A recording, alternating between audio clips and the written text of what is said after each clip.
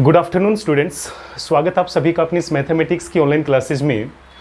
जैसा कि आप जानते हैं कि हम 11th चैप्टर जो है वो स्टार्ट कर चुके हैं और इसी संदर्भ में हमने विविध प्रश्नावली के जो है वो 4 क्वेश्चन कंप्लीट कर लिए हैं।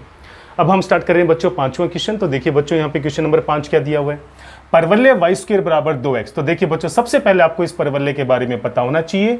परवलय y² बराबर 2x जो है वो x अक्ष के सापेक्ष सममित एक परवलय है, धनात्मक x अक्ष के सापेक्ष सममित एक परवलय है। तो आप यहाँ पे देखेंगे कि मैंने यहाँ पे धनात्मक x अक्ष के सापेक्ष सममित एक परवलय की यहाँ पे रचना कर दी है और यहाँ पे जो वर्त की समीकरण दे रखी है x² + y² बराबर 8। इसकी खासियत ये है बच्चों कि इस वर्त का जो केंद्र है वो तो होगा मूल बिंदु और इसकी जो त्रिज्या है वो 8 का वर्गमूल यानी कि 2√2 इकाई यहाँ पे हो जाएगी। तो देखिए बच्चों यहाँ पे इस वर्त की त्रिज्या जो है वो कितनी होगी, 8 का वर्गमूल यानी कि 2√2।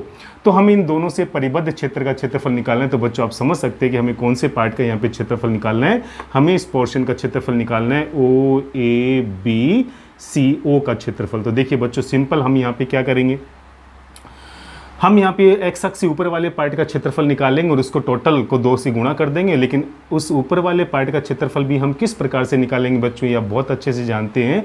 हम यहाँ पे सामने वाले बिंदु से, हम बिंदु C से सामने वाले अक्ष के ऊपर डालेंगे एक लंब। तो हम यहाँ बिंदु C से x अक्ष के ऊपर एक लंब डालेंगे यहाँ पे CM। तो देख सकते हो बच्चों आप यहाँ पे हमें क्षेत्रफल यहाँ पे किसका निकालना है, कौन से क्षेत्र का क्षेत्रफल निकालना है। हमारे पास क्षेत्र है यहाँ पे OABCO, क्षेत्र OABCO का क्षेत्रफल। देखिए बच्चों किसके इक्वल हो जाएगा, यहाँ पे 2 इंटू में 2 से आपको मल्टीप्लाई करना होगा और x अक्ष से ऊपर वाला पोर्शन आपको निकालना होगा जिसमें हमारे पास 2 क्षेत्र आ रहे। कौन कौन से, एक तो आ जाएगा क्षेत्र यहाँ पे OMCO का क्षेत्रफल और प्लस दूसरा बच्चों अपने पास यहाँ पे जो क्षेत्र आने वाला है वो है क्षेत्र MBCM का क्षेत्रफल, MBCM का क्षेत्रफल। अब देखिए बच्चों यहाँ पे बिंदु C के निर्देशांक कैसे निकालेंगे, क्योंकि बिंदु C का जो x निर्देशांक होगा वही बिंदु M के निर्देशांक को प्रदर्शित करेगा। तो देखिए बच्चों यहाँ पे इन दोनों ही समीकरणों को हल करके जब प्रतिच्छेदी बिंदु निकालेंगे तो हम देख सकते हैं कैसे निकालेंगे। देखिए बच्चों रफली आप समझ सकते हैं, x² + y² बराबर 8 के अंदर यहाँ पर जो y² दिया हुआ है वो हम y² बराबर 2x जो है वो परवलय की समीकरण से यहाँ पे पुट कर देंगे, माइनस का हो जाएगा 8 और बराबर में आएगा 0। इस प्रकार से हमें यहाँ पे द्विघात समीकरण प्राप्त होगी जिसका गुणा करने पे -8² और जोड़ने घटाने पे प्लस का 2x आना चाहिए। तो देखिए बच्चों इसके फैक्टर हो जाएंगे यहाँ पे प्लस का 4x और माइनस का 2x, माइनस का 8 बराबर में 0। यहाँ से हम लोग x कॉमन लेंगे तो अपने पास यहाँ पे x + 4 बचेगा, -2 कॉमन लेंगे तब भी यहाँ पे x + 4 बचेगा। तो यहाँ से अपने पास x की वैल्यू 2 और -4 के रूप में हमें प्राप्त हो जाएगी। चूंकि c जो है वो प्रथम चतुर्थांश में है इसलिए यहाँ पे c का जो x निर्देशांक है वो प्लस का 2 लेना पड़ेगा। तो यहाँ पे बिंदु m के जो निर्देशांक है बच्चों वो यहाँ पे 2 0 के रूप में हमें प्राप्त हो जाएंगे। तो देखिए बच्चों हमने यहाँ से बिंदु M के निर्देशांक जो है वो प्राप्त कर लिए हैं। ये सारी विधि आपको जो है PDF के माध्यम से सारी उपलब्ध करवा दी जाएगी। यहाँ पर आप ध्यान से समझिएगा, हमने बिंदु C के निर्देशांक दोनों ही समीकरणों को हल करके प्राप्त किए। हमें केवल x निर्देशांक प्राप्त करना था क्योंकि मुझे यहाँ पे बिंदु M के निर्देशांक चाहिए जो कि x अक्ष के ऊपर है और इस प्रकार से बिंदु M के निर्देशांक 2 0 के रूप में मुझे प्राप्त हो गए। तो देखिए बच्चों जो फॉर्मूला हमने यहाँ पे सेट किया था उसके अकॉर्डिंग पहले क्षेत्र का क्षेत्रफल कैसे निकालेंगे, लिमिट कहाँ से कहाँ तक जाएगी, लिमिट जाएगी 0 से लेकर 2 तक और फॉर्मूले में जो y का मान है वो इस क्षेत्र के लिए हम लोग किसकी समीकरण से रखने वाले हैं, परवलय की समीकरण से, क्योंकि इस क्षेत्र में अपने पास क्या आ रहा है, यहाँ पे परवलय आ रहा है। उसके बाद में जब 2 से 2√2 तक हम लोग जाएंगे, 2 से लेके 2√2 तक की जब लिमिट लेंगे तो इस बार यहाँ पे जो y का मान है वो कौन सी समीकरण से हम लोग रखेंगे बच्चों, यहाँ पे ये हम रखने वाले हैं वर्त की समीकरण से। देखिए बच्चों यहाँ पे केवल वैल्यू पुट करनी है और यहाँ पे कैलकुलेशन को हमें सोल्व करना है। तो देखिए बच्चों क्या आएगी, लिमिट 0 से 2, y का मान परवलय के समीकरण से आ जाएगा √2 और √x। तो देखिए बच्चों √2 जो है वो तो आ जाएगा इंटीग्रेशन से बाहर और इंटीग्रेशन में केवल हमारे पास बचेगा √x dx। और इसी प्रकार से देखिए बच्चों यहाँ पे 2 से लेकर 2√2 की लिमिट के साथ y का मान जो मुझे वर्त के समीकरण से लेना है तो वर्त के समीकरण से मेरे पास आ जाएगा यहाँ पे 8 - x² और dx। अब देखिए बच्चों यहाँ पे मानक सूत्र अप्लाई करेंगे, उसके बाद में लिमिट का यहाँ पे निर्धारण करेंगे। तो देखिए बच्चों यहाँ पे क्या आएगा, 2 इंटू में √2 जो है वो एज इट इज रहेगा, √x का इंटीग्रेशन होता है बच्चों 2/3 और यहाँ पर आएगा x की घात 3/2, लिमिट जो है वो 0 से 2 अप्लाई रहेगी। प्लस देखिए बच्चों यहाँ पे 8 को मैं 2√2 की होल स्क्वायर लिख सकता हूँ, तो यहाँ पे आइडेंटिटी लगेगी √a² माइनस x², जिसका फॉर्मूला होता है x/2, रूट में वापस यही पद आएगा 8 माइनस x² प्लस a²/2, तो 8/2 होता है 4, और यहाँ आएगा साइन इनवर्स x/a, तो a का मान जो है वो 2√2 होगा, क्योंकि हम 8 को 2√2 की होल स्क्वायर लिख सकते हैं। और यहाँ पे जो लिमिट है बच्चों वो 2 से 2√2 के रूप में जो है वो अप्लाई हो जाएगी। अब देखिए बच्चों हम इसको आगे सोल्व करने का प्रयास करते हैं। बाहर 2 से गुणा रहेगा। जब मैं यहाँ पे x के स्थान पे अपर लिमिट 2 रखूंगा तो 2 की घात 3/2 का मान होता है 2√2। 2√2 को बाहर वाले 2√2 से गुणा करूंगा तो यहाँ पे मेरे पास बचेगा 8/3। लोअर लिमिट जब 0 रखूंगा x के स्थान पे तो पूरा पार्ट यहाँ पे 0 हो जाएगा। प्लस में देखिए बच्चों जब मैं यहाँ पे इस पद के अंदर जब लिमिट अप्लाई करूंगा तो अपर लिमिट 2√2 रखने पर यहाँ पे 8 बनेगा। 8 माइनस 8 0 होने पे ये पूरा पार्ट 0 हो जाएगा, और यहाँ पे 4 साइन इनवर्स 1 बचेगा, यानी कि यहाँ पे अपर लिमिट के साथ 4 इंटू में, और साइन इनवर्स 1 का मान जो होता है बच्चों वो 90 डिग्री होता है। माइनस के साथ जब मैं लोअर लिमिट 2 अप्लाई करूंगा बच्चों तो 2 से 2 हो जाएगा कैंसिल। 2 का वर्ग 4, 8 में से 4 घटाएंगे तो 4 का जो वर्गमूल होता है बच्चों वो होगा 2, और प्लस में देखिए बच्चों यहाँ पे 2 रखेंगे तो 2 से 2 कैंसिल होकर साइन इनवर्स 1/√2 बचेगा, जो कि π/4 पे होता है। 4 से 4 हो जाएगा कैंसिल, तो अपने पास यहाँ पे केवल पाई के रूप में पद बचने वाला है। तो देखिए बच्चों हमने यहाँ पर भी upper limit minus lower limit के रूप में यहाँ पे लिमिट अप्लाई कर दी। अब देखिए बच्चों हम इसको जब आगे सोल्व करेंगे तो अपने पास यहाँ पे क्या आएगा, देखिए बच्चों 2 इंटू में यहाँ पे बाहर है 8/3, यहाँ पे दिया हुआ आपके पास 8/3, 4 को 2 से काटेंगे तो अपने पास यहाँ पे प्लस का आ जाएगा 2 पाई, उसके बाद में ये हो जाएगा माइनस का 2 और माइनस का पाई, तो ये हो जाएगा माइनस का 2 और माइनस का पाई। तो देखिए बच्चों इसको जब आगे सोल्व करेंगे तो अपने पास क्या आएगा, 8/3 में से जब 2 घटाएंगे तो 3 दूआ 6, और 8 में से 6 घटाएंगे तो ये आ जाएगा आपके पास 2/3। तो यहाँ पे तो अपने पास आ जाएगा बच्चों 2/3, और 2 पाई में से जब पाई घटाएंगे तो अपने पास केवल पाई बचेगा, और जब मैं इसको 2 से अंदर गुणा करूंगा तो मेरे पास यहाँ पे 4/3 प्लस 2 पाई वर्ग इकाई के रूप में अभिष्ट क्षेत्रफल जो है वो प्राप्त हो जाएगा। तो देखा बच्चों यहाँ पे क्वेश्चन काफ़ी आसान है, पहले भी इस प्रकार के क्षेत्र को हमने सोल्व किया है। यहाँ पे केवल वर्त की और परवलय के समीकरण में चेंजेस आते रहे हैं, क्षेत्र वही होगा, करने का मैकेनिज्म भी वही होगा, और वही आपको प्रोसेस होगा जो हम पहले वाले क्वेश्चन में कर चुके हैं। तो देखिए बच्चों इस प्रकार से हम इस छायांकित भाग का जो क्षेत्रफल है वो बहुत आसानी से जो है वो प्राप्त कर लेंगे।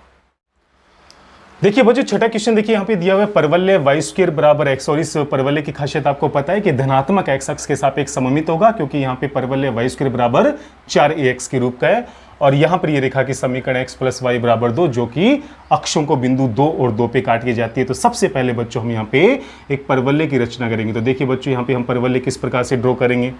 यहाँ पे देखिए बच्चों ये हो जाएगी अपने पास y अक्ष, ये हो जाएगी अपने पास यहाँ पे y अक्ष, और यहाँ पर ये हो जाएगी बच्चों अपने पास x अक्ष।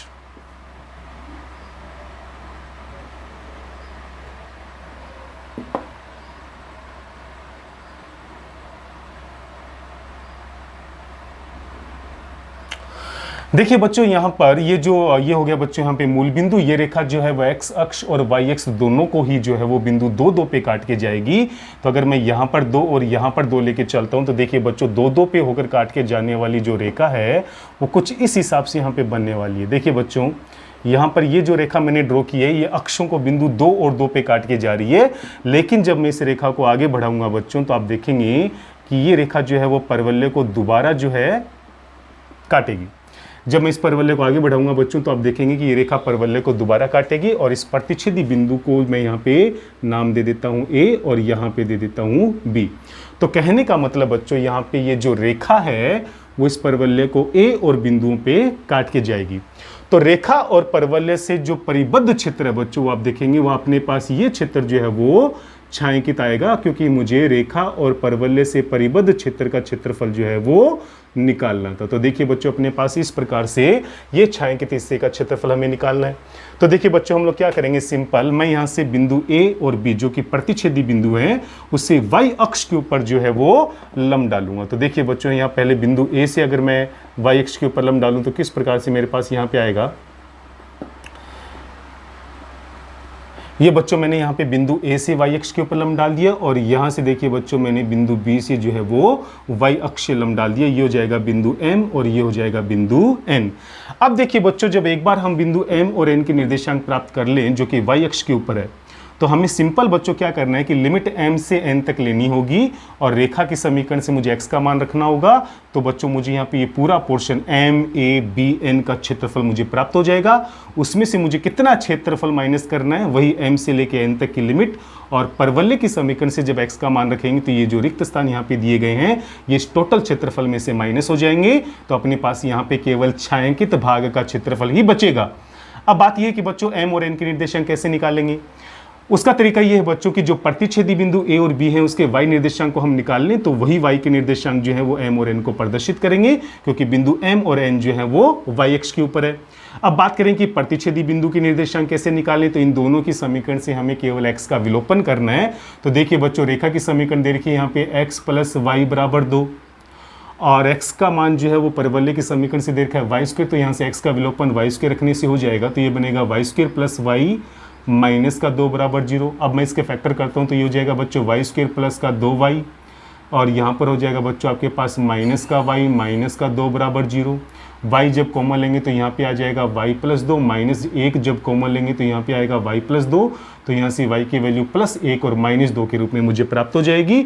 तो बिंदु a जो है वो इसका y निर्देशांक -2 होगा, इसलिए m के निर्देशांक जो है बच्चों वो 0 - 2 होंगे और b का जो y का निर्देशांक है बच्चों वो +1 होगा, इसलिए n का निर्देशांक यहाँ पे 0 और 1 होगा। तो देखिए बच्चों, काफ़ी आसान है, हमने यहाँ पे लिमिट का निर्धारण कर दिया।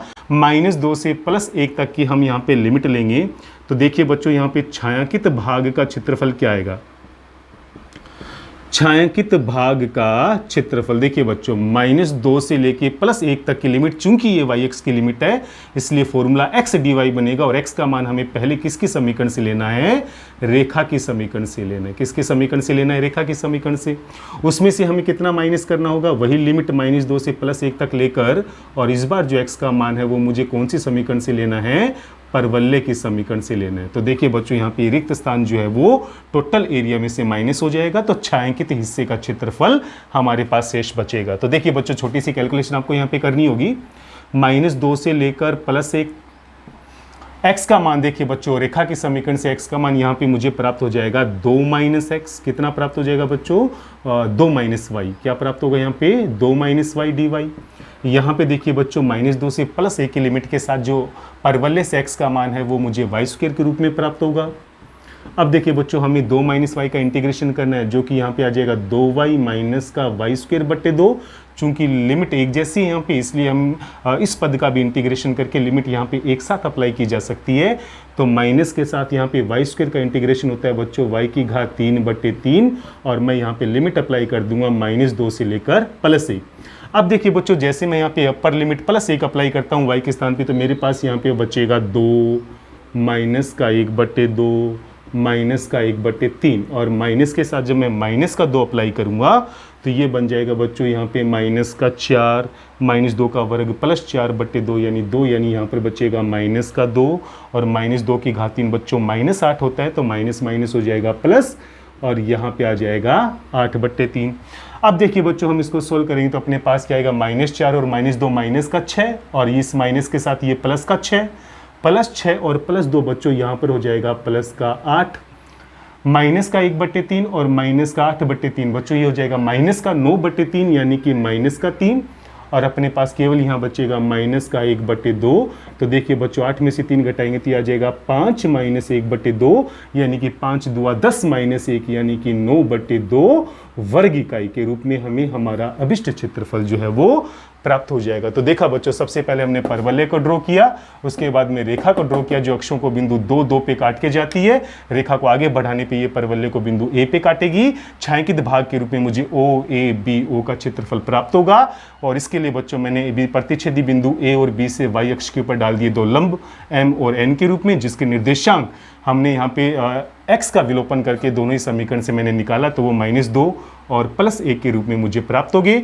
लिमिट -2 से +1 के साथ पहले रेखा की समीकरण ली, जिससे मुझे यहाँ पे NMAB का ये टोटल क्षेत्रफल प्राप्त हो गया और उसमें से मैंने कितना क्षेत्रफल माइनस किया बच्चों, -2 से +1 की लिमिट के साथ x का मान जब परवलय के समीकरण से रखेंगे तो ये जो रिक्त स्थान यहाँ पे दिए गए हैं ये क्षेत्रफल टोटल में से माइनस होगा।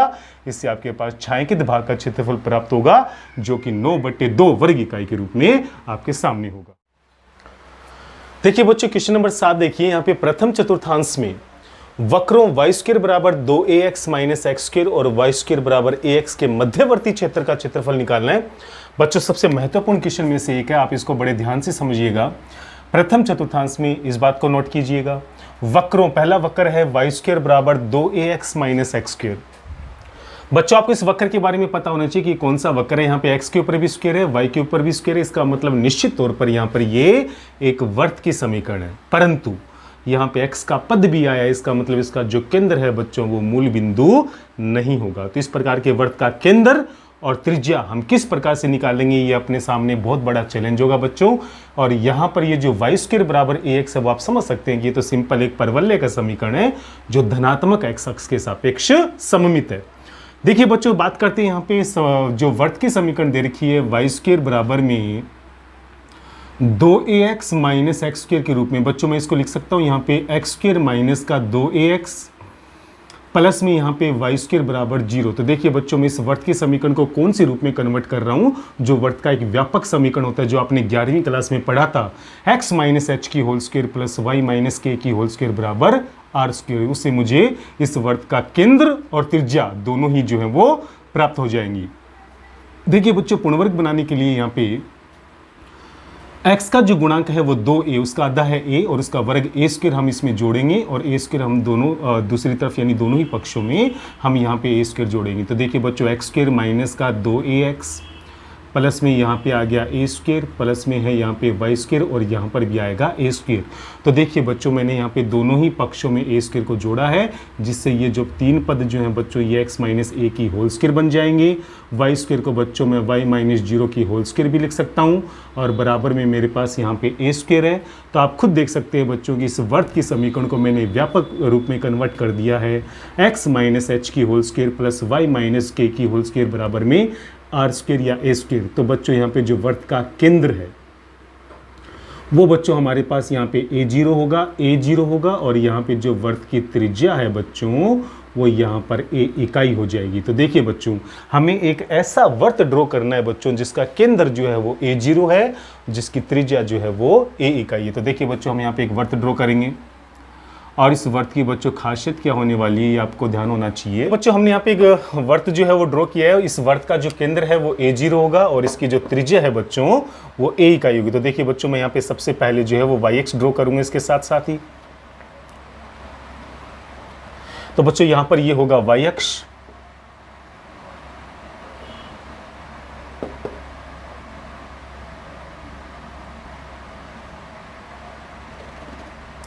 ये हो जाएगा बच्चों यहाँ पे x अक्ष। देखिए बच्चों यहाँ पे इसका जो केंद्र है बच्चों वो मैं यहाँ पे लेके चल रहा हूँ और इसके निर्देशांक जो है वो a0 होंगे। तो यहाँ पे केंद्र के निर्देशांक जो है वो क्या हो जाएंगे, a0 हो जाएंगे।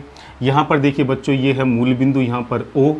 अब देखिए बच्चों यहाँ पर जो परवलय है वो y² बराबर ax है, लेकिन बच्चों आपको ये पता होना चाहिए कि जब मैं परवलय ड्रॉ करूँगा तो वो परवलय इस वर्त को कहाँ पे काट के जाएगा। तो देखिए बच्चों y² का मान जब मैं ax यहाँ पे रखता हूँ तो आप देख सकते हैं बच्चों यहाँ पे आपके पास क्या बनेगा, ax बराबर में 2ax और माइनस एक्स की स्क्वायर। तो देखिए बच्चों इसको जब सोल्व करके x का मान निकालेंगे तो यहाँ पे x² बराबर 2ax में से ax घटाएंगे तो यहाँ ax बचेगा। तो कहने का मतलब x बराबर क्या आएगा, a। इसका मतलब ये हो बच्चों कि x बराबर a वाली रेखा जो x बराबर a वाली रेखा जो वर्त को जहाँ जिस बिंदु पे काटेगी वहीं से परवलय भी उस वर्त को काट के जाएगा। तो देखिए बच्चों यहाँ पे वर्त जो है परवलय जो है वो इस वर्त को कौन से बिंदु से काट के जाने वाला है,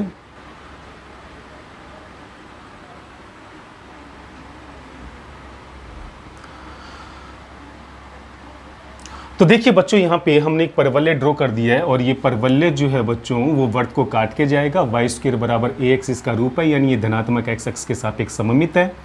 अब देखिए बच्चों माना कि ये प्रतिच्छेदी बिंदु यहाँ पे a है और प्रथम चतुर्थांश में वर्त और परवलय से जो घिरा हुआ क्षेत्रफल है बच्चों वो ये वाला छायांकित हिस्सा होगा, यानी कि मुझे इस क्षेत्र का क्षेत्रफल जो है वो निकालना है। तो देखिए बच्चों आपको केवल यहाँ पे प्रथम चतुर्थांश का ही क्षेत्रफल निकालना है, इसलिए मुझे नीचे वाले क्षेत्र से कोई मतलब नहीं होगा यहाँ पे। अब देखिए बच्चों हम क्या करेंगे, प्रतिच्छेदी बिंदु से हम लोग सामने वाली अक्ष के ऊपर डालेंगे एक लंब जो कि केंद्र के ऊपर आकर काटेगा, क्योंकि यहाँ पे ये प्रतिच्छेदी बिंदु के जो निर्देशांक है यानी इसका जो x निर्देशांक है वो हमारे पास a आया था, इसलिए बिंदु a से सामने वाली अक्ष पे जो हम लंब डालेंगे वो केंद्र के ऊपर जाकर काटेगा। अब देखिए बच्चों सिंपल है, यहाँ पे आपको मैकेनिज्म आपको समझा देता हूँ। आपको सिंपली यहाँ पे क्या करना है, आपको प्रथम चतुर्थांश में इस छायांकित भाग का क्षेत्रफल निकालना है। तो सिंपल आप लिमिट 0 से लेकर a तक लेके चलेंगे और जो y का मान है वो पहले ऊपर वाले वक्र यानी कि वर्त से लेंगे, तो आपके पास OMAO यानी ये पूरा हिस्सा जो है वो आपको प्राप्त हो जाएगा। उसमें से आप कितना हिस्सा माइनस करेंगे 0 से लेकर a तक की लिमिट के साथ, अब की बार जो y का मान है वो परवलय के समीकरण से रखेंगे, तो यहाँ पर ये ब्लैंक जो रिक्त स्थान है वो टोटल में से माइनस हो जाएगा और हमारे पास छायांकित हिस्से का क्षेत्रफल प्राप्त हो जाएगा। तो देखिए बच्चों अपने पास जो अभिष्ट क्षेत्रफल वो कैसे प्राप्त होगा, अभिष्ट क्षेत्रफल कौन से क्षेत्रफल में से कौन सा क्षेत्रफल माइनस करेंगे, तो देखिए बच्चों 0 से लेकर a तक की लिमिट के साथ पहले जो y का मान लेना है वो कौन से समीकरण से लेना है बच्चों, वर्त से। कहाँ से लेंगे, वर्त से, और इसमें से कितना क्षेत्रफल माइनस करेंगे 0 से a की लिमिट के साथ। यहाँ पे जो y का मान है बच्चों वो कहाँ से लेने वाले हैं, हम लोग परवलय से लेने वाले हैं। अब देखिए बच्चों यहाँ पे हमें केवल वैल्यूज पुट करनी है और कैलकुलेशन करनी है। तो देखिए बच्चों यहाँ पे वर्त से जो y का मान है वो अपने पास क्या आएगा, आप देख सकते हैं वर्त से y का मान यहाँ पे √2ax माइनस एक्स स्क्वायर के रूप में हमें प्राप्त होगा 0 से a तक की लिमिट, और यहाँ पे y का मान परवलय से आप देख सकते हैं बच्चों √a और √x के रूप में यानी कि √ax के रूप में हमें प्राप्त होगा। देखिए बच्चों वापस यहाँ पे आपको पूर्ण वर्ग विधि ही लगानी होगी इसको सोल्व करने के लिए। तो देखिए बच्चों पहले हम यहाँ से माइनस कॉमन लेंगे, तो यहाँ पे देखिए बच्चों एक्स स्क्वायर माइनस 2ax के रूप में अंदर दो पद बचेंगे। अब इसमें देखिए बच्चों x का गुणांक जो 2a है इसका आधा a हो जाएगा, तो उसका वर्ग मैं a स्क्वायर यहाँ पे जोड़ूंगा और a स्क्वायर को ही मैं यहाँ पे घटाऊंगा। तो देखिए बच्चों अपने पास यहाँ पे इस प्रकार से पूर्ण वर्ग विधि हम यहाँ पे अप्लाई कर देंगे। यहाँ से देखिए बच्चों √a अचराशी है वो तो आ जाएगा इंटीग्रेशन से बाहर, और 0 से a की लिमिट के साथ यहाँ पे केवल √x और dx का ही पद बचने वाला है। अब देखिए बच्चों यहाँ पे क्या आएगा, 0 से लेकर a तक की लिमिट रूट के अंदर देखिए बच्चों माइनस माइनस प्लस, यानी यहाँ पर तो जाएगा प्लस का a स्क्वायर, और माइनस के साथ देखिए बच्चों ये जो तीन पद हैं वो x माइनस a की होल स्क्वायर बना लेंगे। तो देखिए बच्चों यहाँ पे कौन सी आइडेंटिटी अप्लाई हो जाएगी, रूट के अंदर देखिए बच्चों a square minus x square, root में a square minus x square की आइडेंटिटी अप्लाई हो जाएगी। यहाँ पर एक बार बच्चों √a और 0 से a की लिमिट के साथ केवल √x और dx का पद ही बचेगा, इसमें अभी हम कोई भी चेंजेस नहीं करने वाले। अब देखिए बच्चों अगर मैं यहाँ पे मानक सूत्र अप्लाई करेंगे तो अपने पास √a square minus x square का फॉर्मूला यहाँ पे क्या आएगा, x/2, यानी कि यहाँ पर आ जाएगा x माइनस a/2। रूट में बच्चों वापस यही पद आएगा यहाँ पे a square minus x minus a की होल स्क्वायर, और यहाँ पर देखिए बच्चों प्लस में a स्क्वायर बट्टे 2, तो यहाँ पर आ जाएगा आपके पास a स्क्वायर बट्टे 2 और उसके बाद में आता है साइन इनवर्स x बट्टे a। तो x के स्थान पे आपको यहाँ पे x माइनस a लेना है और बट्टे में a के स्थान पे यहाँ पे a ही आएगा। तो इस प्रकार से बच्चों पहला इंटीग्रेशन में मानक सूत्र हमने अप्लाई कर दिया और लिमिट यहाँ पे अप्लाई करेंगे 0 से a तक। अब देखिए बच्चों जब यहाँ पे लिमिट अप्लाई करेंगे सबसे पहले अपर लिमिट प्लस a रखेंगे, तो बच्चों यहाँ पे a माइनस a से ये 0 हो जाएगा, यानी ये पद पूरा 0 होगा। a माइनस a यहाँ पे 0 आएगा, तो साइन इनवर्स 0 का मान 0 होता है, तो अपर लिमिट से पूरा का पूरा मान जो है वो मुझे 0 प्राप्त होगा। माइनस के साथ जब लोअर लिमिट रखेंगे बच्चों तो 0 रखेंगे, तो यहाँ पे x के स्थान पे 0 रखने पे ये a स्क्वायर आएगा, a square minus a square वापस 0 होगा, तो ये पूरा पद 0 हो जाएगा। यहाँ पे x के स्थान पे 0 रखेंगे बच्चों तो आपके पास यहाँ पे माइनस a बट्टे a यानी कि माइनस का 1 बचेगा, और साइन इनवर्स माइनस 1 जो होता है बच्चों वो -π/2 होता है, तो आपके पास माइनस का a स्क्वायर बट्टे 2 और इंटू में -π/2, ये माइनस मैंने यहाँ पे लिख दिया। इस प्रकार से अपने पास यहाँ पे upper limit minus lower limit के रूप में ये पद जो है वो बचेंगे। अब देखिए बच्चों यहाँ पे क्या आएगा, 2/3 एज इट इज़ रहेगा, √a भी बाहर दिया वो भी एज इट इज़ रहेगा, और यहाँ पे जब x के स्थान पे a रखेंगे तो पहले a की घात 3/2 आएगा और 0 रखने पे 0 आएगा। अब देखिए बच्चों माइनस माइनस हो जाएगा प्लस, ये हो जाएगा बच्चों यहाँ पे a स्क्वायर π/4, और माइनस में देखिए बच्चों 2/3 और a की जो टोटल घात है वो इन दोनों को गुणा करने से प्राप्त होगी, यानी कि 1/2 में 3/2 जोड़ेंगे तो 4/2, यानी कि a स्क्वायर यहाँ पे बचेगा। अब देखिए बच्चों सिंपल आपको इन दोनों ही पदों में से a स्क्वायर लेना है कॉमन, तो यहाँ पे आ जाएगा π/4 और माइनस का 2/3 वर्ग इकाई। तो देखिए बच्चों यहाँ पे अपने पास a स्क्वायर इंटू में π/4 - 2/3 वर्ग इकाई के रूप में अभिष्ट क्षेत्रफल जो है वो प्राप्त हो जाएगा। तो देखा बच्चों, यहाँ पे केवल प्रथम चतुर्थांश में वर्त और परवलय से घिरे हुए क्षेत्र को हमें निकालना था।